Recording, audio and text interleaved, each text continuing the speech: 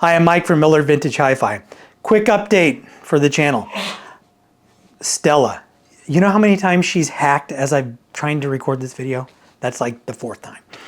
So anyway, I've added memberships to the channel. Now, what does a membership to the channel get you? As I've mentioned several times in my videos, I like to have content kind of in my pocket queued up. I only release 1 video per week. This is purely a hobby for me, right? I don't ever intend on making a lot of money off the channel. So with weekly releases, as of today, I have 100 videos in the queue. That's 2 years worth of content. This video that you're about to see, you're actually gaining early access, everyone is, right, to a video on a Sony PS8750 turntable that otherwise would not have been released until February of 2027. It's March of 2025 right now. So your membership basically gets you early access to all of those videos, and then as I'm uploading videos in real time, you will have access. As I've said, as of today, there are about 100 videos out there. You may want to scroll through the videos and see if something interests you and sign up for a membership so you can watch that video. And if you see value in keeping the membership, as soon as a video is uploaded, you'll have access to it. So I appreciate all of the support and all of the viewers for the channel. You guys make it great. If it wasn't for the viewers, naturally I wouldn't have a channel, right? So if it's something that interests you, please consider signing up. And now on to the video. You might notice a couple of things though. I finally sorted out my sound issues, and I finally have at least 2 intros that you'll go through over the next 2 years where I'm trying to add some kind of production value to the channel. So enjoy.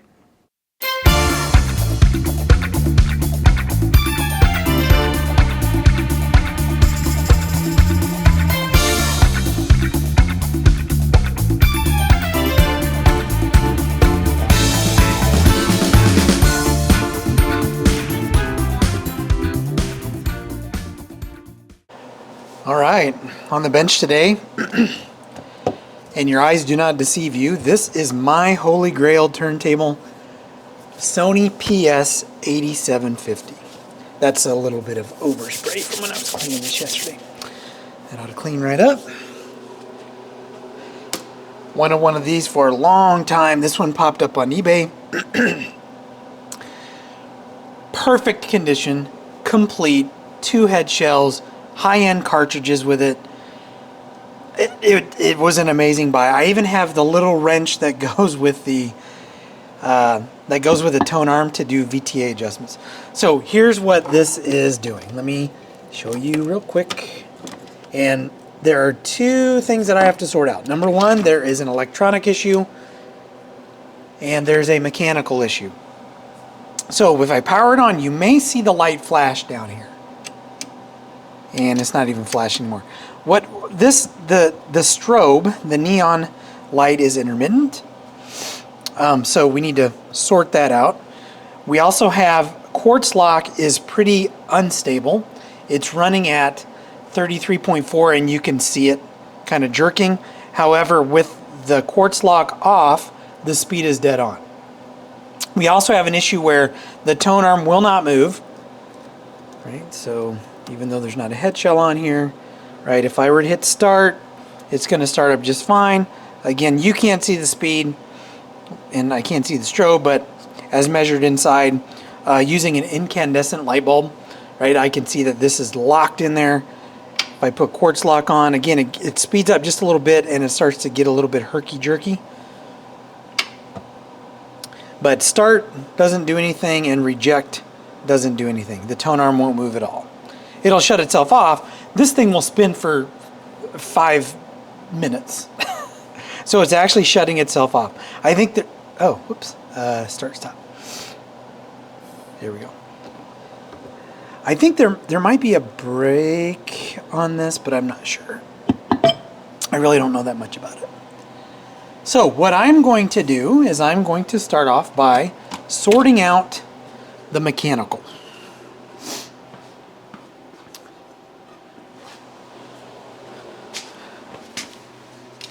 Sorry, I have to go over and find my little Lazy Susan.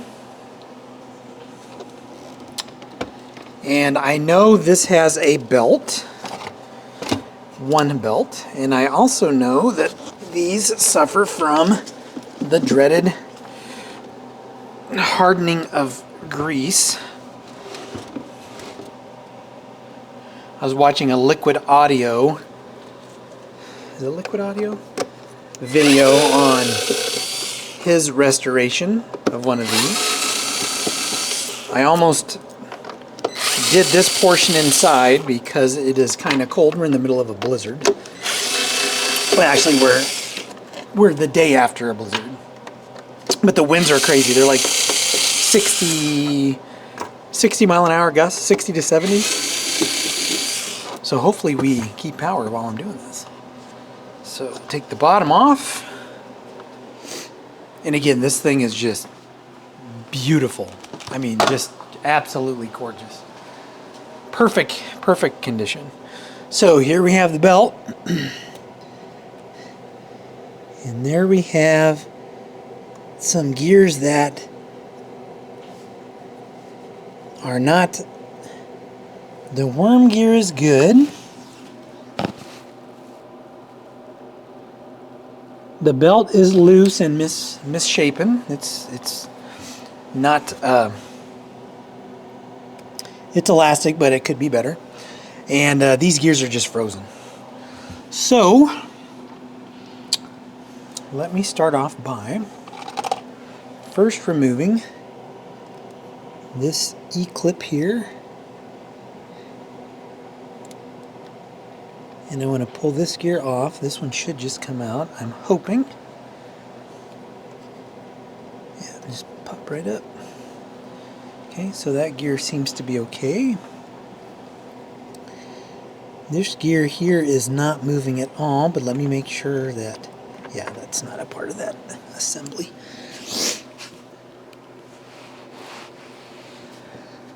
And I'm looking to see what I will have to remove.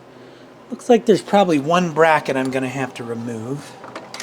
So let's first take the protective cover off.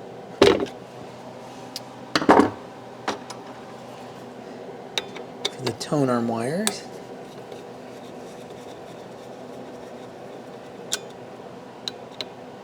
And I believe after I do this, then I should be able to remove this plate and slide that gear off. There's one ground wire here. Now the lubrication seems to be alright. This worm gear I'm probably going to pull off too. So there's the protective plate. Looks like there's an E-clip here. And it should just pop off. There's one washer.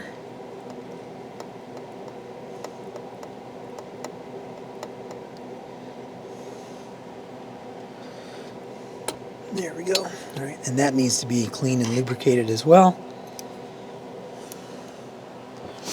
And then, all right, so let's see the orientation. I want to make sure I get the orientation down for this, so I'm going to mark kind of where this is sitting here. Excuse my big fat head.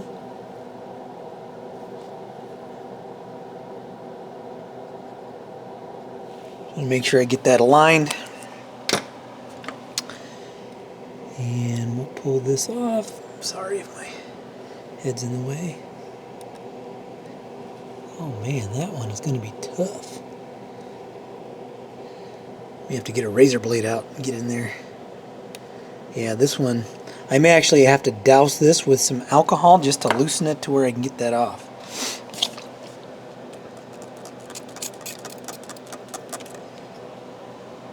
Yeah, that thing is just locked in place. So I'm going to work on that. I'm going to speed through it. And I'll speed through cleaning everything else off. Talk about the worm gear when I get to that, and then we'll replace this we'll replace that belt with a new one.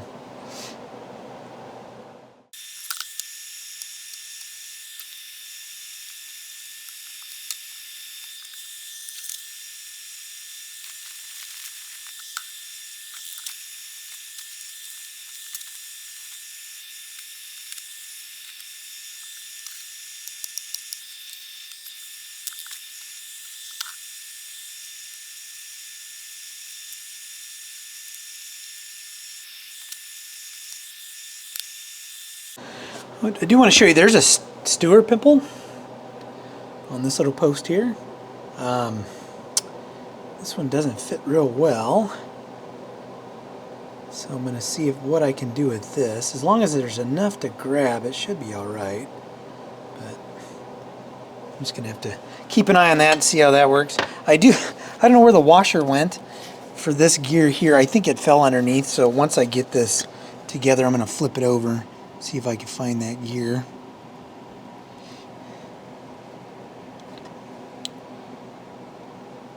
So that lithium grease on there.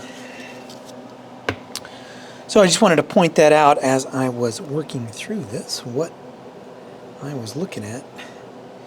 So that will go like so. That sits on top of that.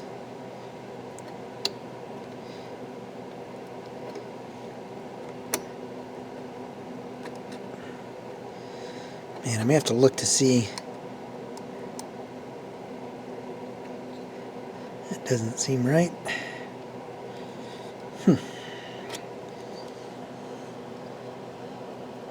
I may have to rewind the footage to see what the heck I got going on here. I don't think something's not set up correctly here. Something's not down where it's supposed to be. Unless that's not a, maybe it's not a Stewart pimple. Maybe it's just a. I'll have to see.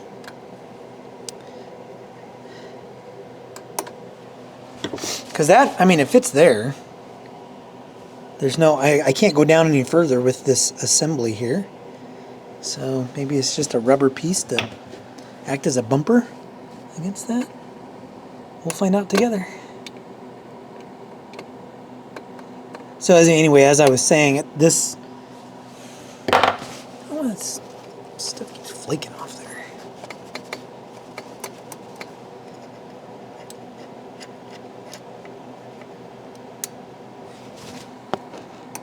Alright. Alright, so that seems to be alright. Okay, so now let's do this one. I can't get anything down in here, so I'm just going to have to kind of spray and pray with the alcohol. Oh, and then I got to do this worm gear, so let's do that. Now, I think the easiest way to do this would be to remove it. Like so.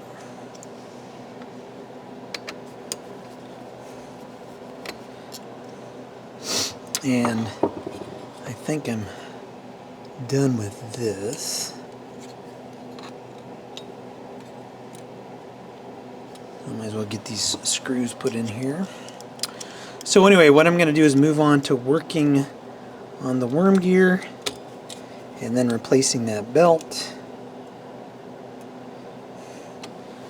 And then we'll give it a test and see what happens.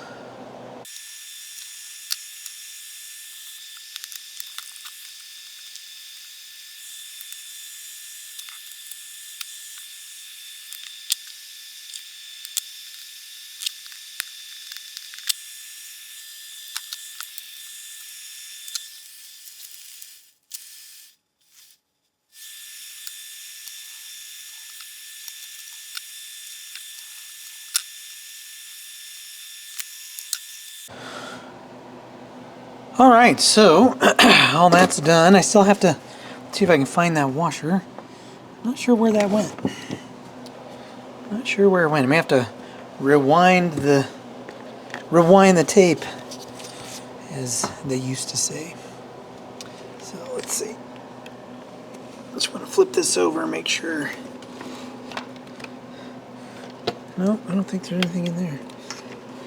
Have to see where it went. I have some of those though, if I need one. So let's put the bottom back on.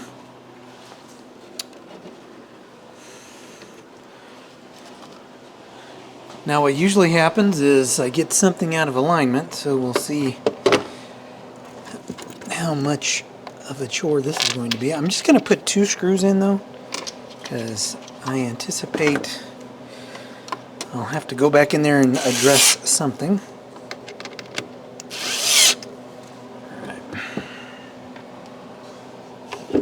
gosh, this thing is heavy. It's a heavy turntable. And I'm just going to drop that behind me.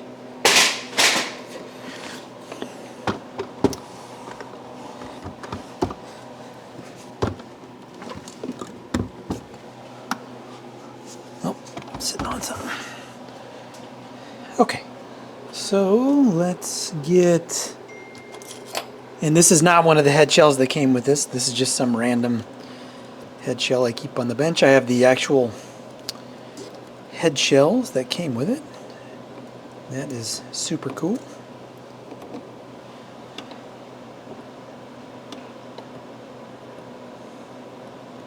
All right. Well, as you can see, I flipped it back over. My son was leaving for work, and while he was farting around on his way out the door, I decided to test it, and the tone arm's not moving, so I've got something out of alignment, as I suspected. And I believe what I have out of alignment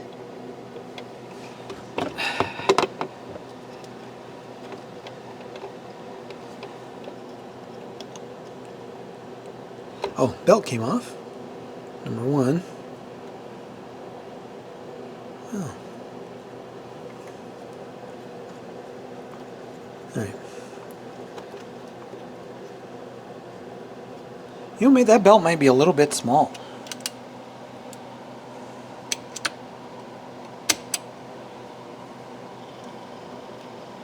Alright, so the mechanism is moving.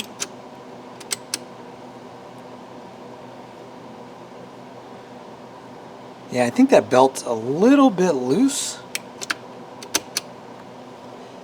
Yeah, that's way loose. That belt is way loose.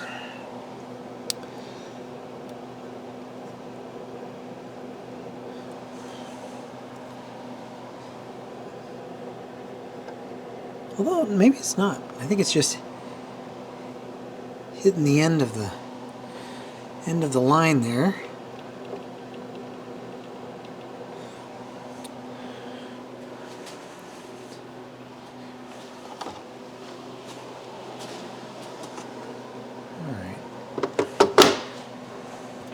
I'll just do one screw and I'll just set it on top of my Lazy Susan here. I just want to see if I can get the tone arm to move. Oh man, this thing is so heavy. So it's not going to be perfectly level.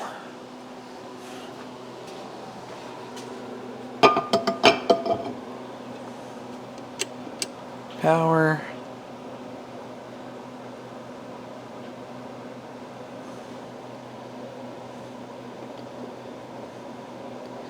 Yeah, there's something not right with this thing.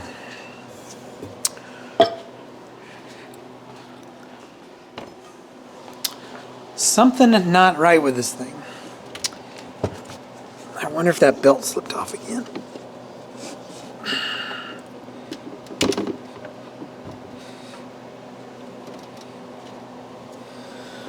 All right, what I'm going to do is I'm going to sort this out off camera.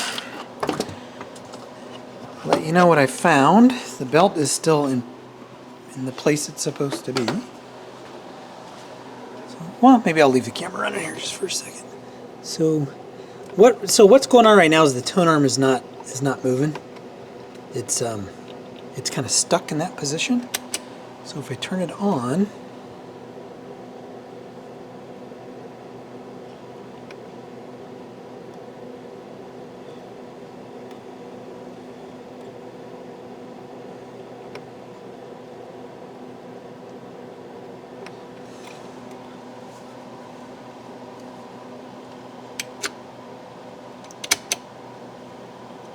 yeah, there's something. I got something out of place up here.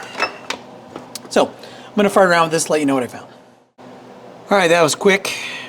So what had happened is I had this post here, this little peg here, was gosh, I don't know what is all this crap on here. I don't know where that is coming from. I may have to take this off, and I think there's something on the bottom of this thing. Anyway, this was nestled inside of the groove instead of outside, so naturally it wasn't doing what it was supposed to do. I don't I mean, there's no, it must have just been the finish flaking off of that. But that's kind of annoying that I cleaned that off. And now I got crap on it.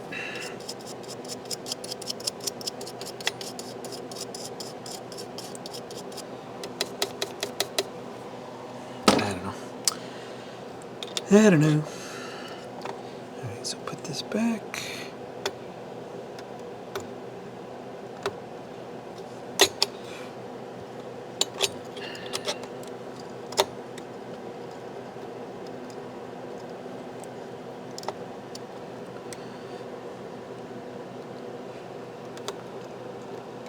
Okay.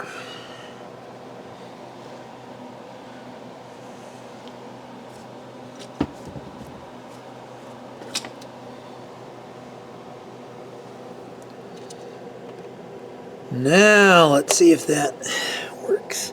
Yeah, that's not a Stewart pimple. It's just a little bumper.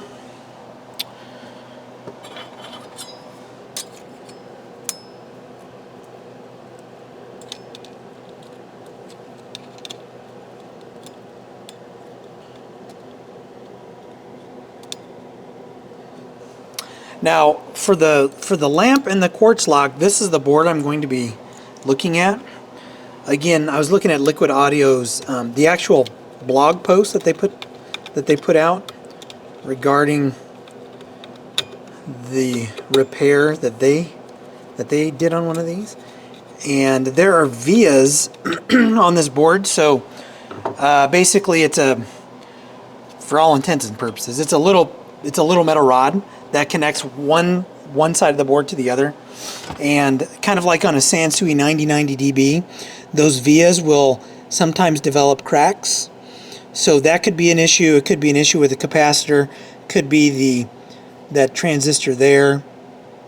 So luckily, the way these are made, I think it should be pretty easy to remove that board and work on it.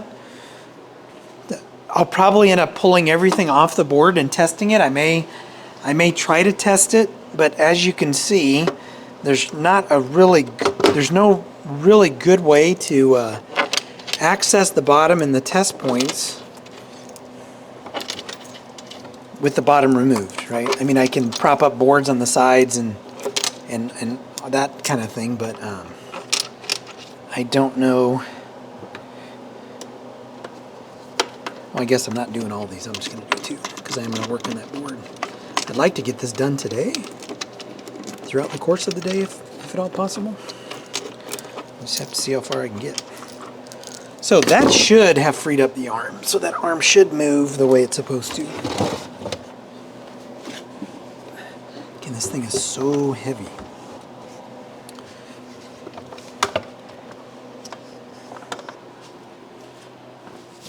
Alright, so let's see what this arm does now.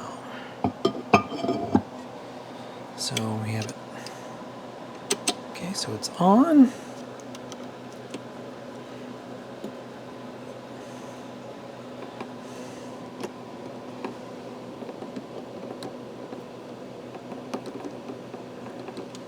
You know, I wish I need to put a little bit of weight on this.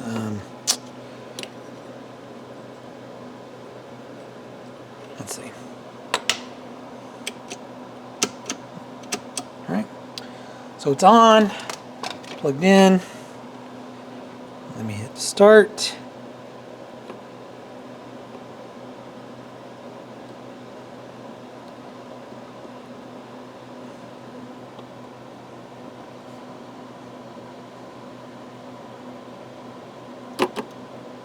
Okay, I think something still may not be aligned perfectly because that should not be so tough to move. So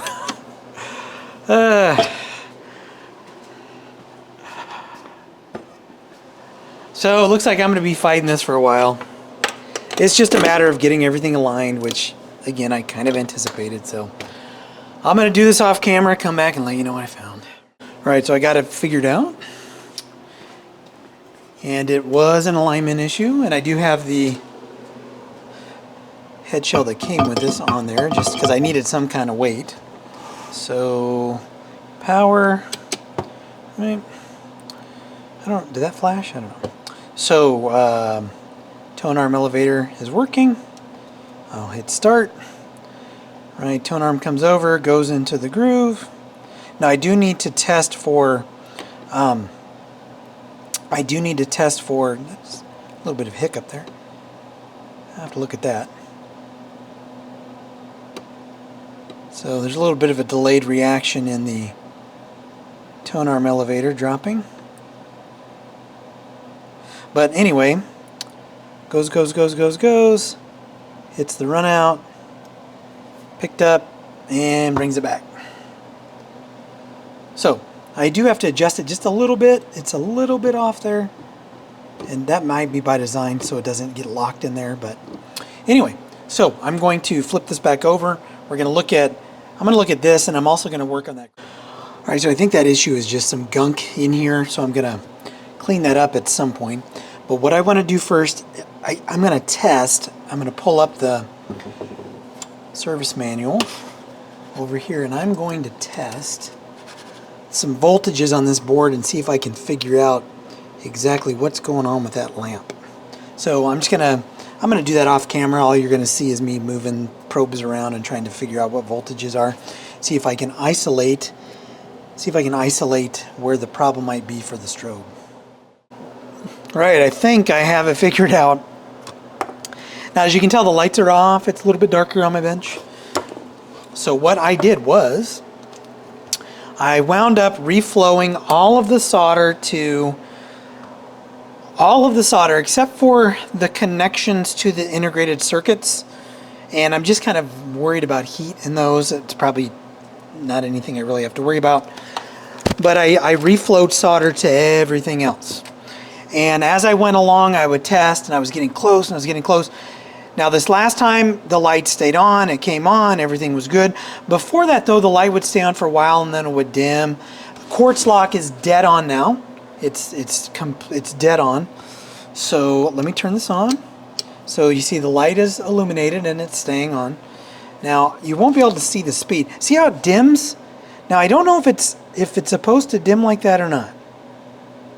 But it didn't do that just a second ago. But if I hit start, and right now it's on quartz lock, the quartz speed is locked in. And what I did is I let it run for 3-4 minutes and the light didn't go out, but before it would dim like that and then come back. Now I don't know if when you turn it on, see, and there it's getting a little bit dim. So I really don't know what is causing the dimming of the light and then the light to come back on. So there's going to be some additional troubleshooting here, and I think I did everything on the board. Now if I go down to manual pitch control, I want to make sure I'm not going through my dim bulb tester. Manual pitch control, the light's staying on, and I can't tell if it's starting to dim or not. Might be dimming a little bit. Yeah, see, there it goes in this dimming. But then it'll come back.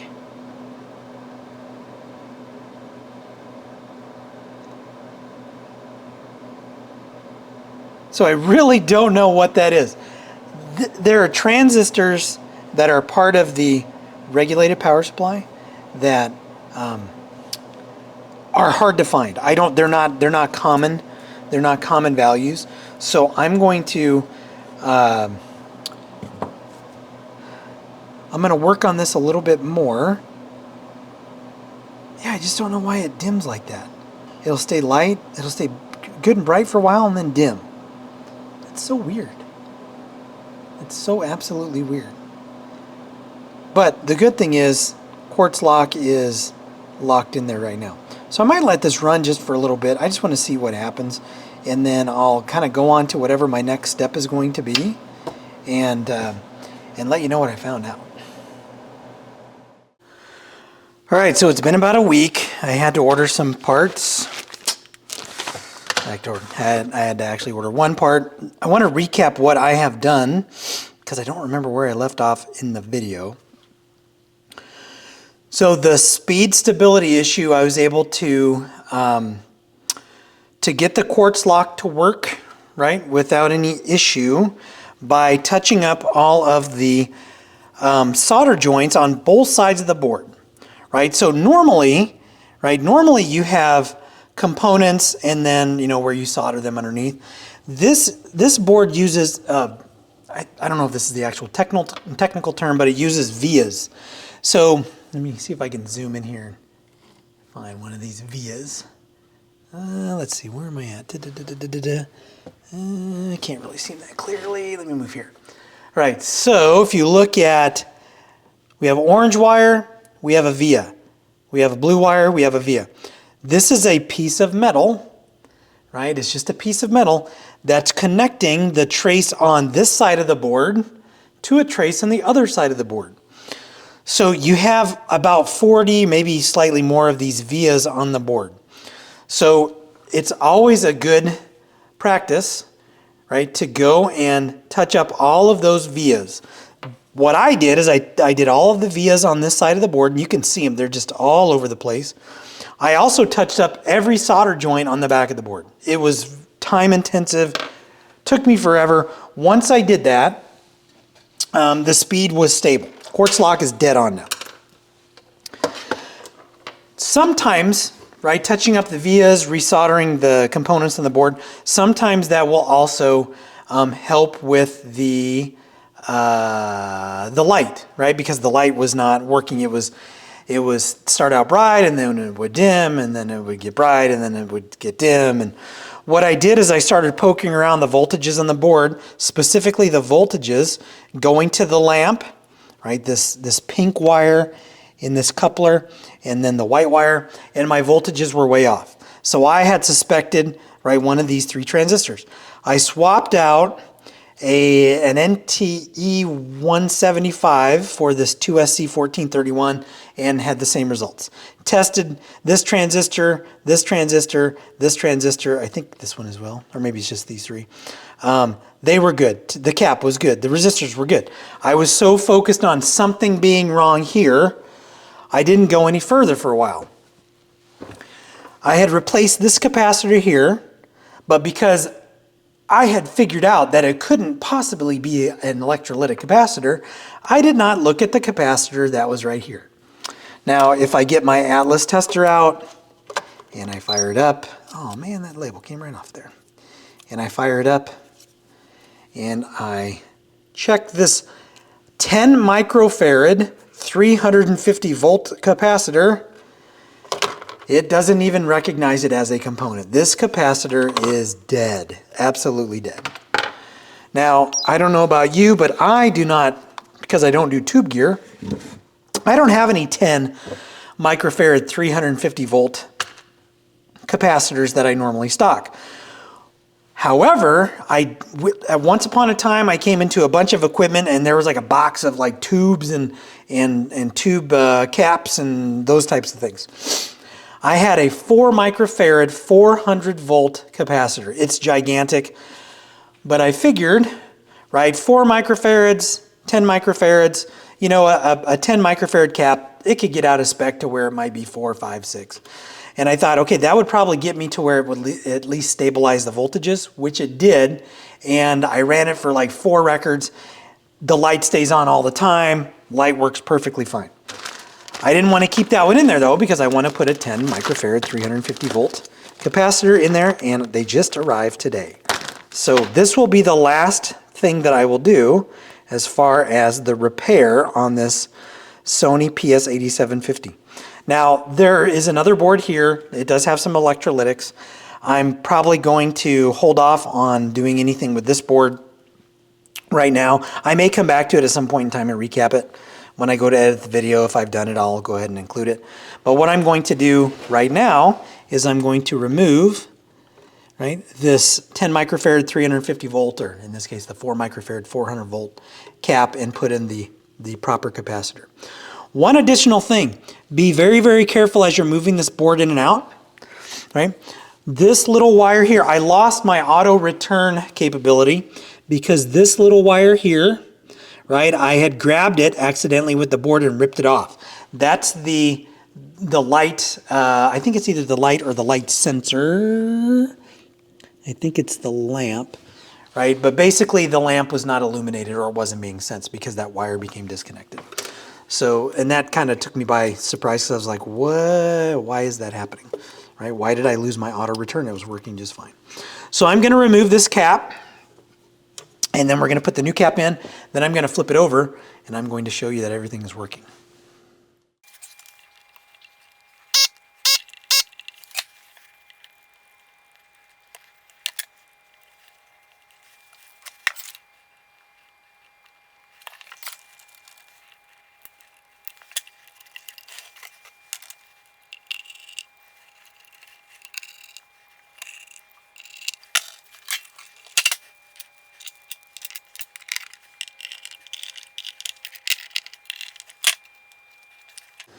Sorry, I bumped my camera mount a couple of days ago and I'm trying to get it back to where it was. Right now I'm like not centered on my bench, so I need to fix that. One thing I want to point out, these are the speed adjustment pots underneath. So if your manual pitch control is off, so let's say it's not roughly in the center, right, of the potentiometer, you can use these two variable resistors to adjust that. In other videos, I've done it on numerous Techniques turntables and other manufacturers' turntables. All right, it just helps you kind of zero that speed in. But let me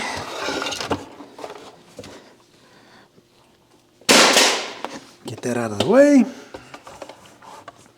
And I have to tell you that this is my new favorite turntable. I prefer this over my Denon DP59L. It is a beautiful table. In fact, this is going to go with my Macintosh set up in the basement because it matches the color scheme. I know that's kind of goofy, but I think that this is a great turntable. Can't wait to do the gear review on it. So let's make sure it didn't blow something up by doing that. I'm going to dim the light here just so we can see. So power on. So right now it's on crystal lock. Notice how the light is staying illuminated. If I hit start, quartz lock, dead on. And it's no longer doing the fade in and out. What it was doing is it was fading at about 15 to 20 seconds, kind of going in and out, right? It would brighten, it would dim, it would brighten, it would dim. Right? If I go to manual speed, notice how manual speed is locked right in there. Well, you can't really see it, but manual speed is locked right in there. Right? There's no variation. I've been talking for more than 30 seconds. I can go back to quartz. Quartz is locked in there as well. So this thing is dialed in. Now, you know, recapping the other board, as I've mentioned on my channel before, I'm really not a just recap it kind of guy unless that's my intent. I'm going to go in and restore something. Normally, I like to reserve recapping something for when I have to, you know, repair something on a board. I don't know if I'm going to recap this one or not. I think right now I'm probably just going to use it. And there's an argument for replacing those caps. I've already found one cap that was obviously bad. So, you know, it wouldn't be like out of the question that I would find other out-of-spec caps. The cap that was on the board with that one was perfectly fine. So, again, eventually I'll recap this. I just don't know that I'm going to do it anytime soon. So I think I just want to enjoy this turntable, get it plugged in downstairs with my stuff. And, you know, if it breaks, since I fix things like this, I'll just fix it. So I think that'll wrap it up on the Sony PS8750. This is a fantastic turntable. Like I said, can't wait to do my gear review on it. I got to clean it up a little bit before I take it inside and plug it in. So as always, if you like what you see, like it, subscribe, and I will catch you all in the next video.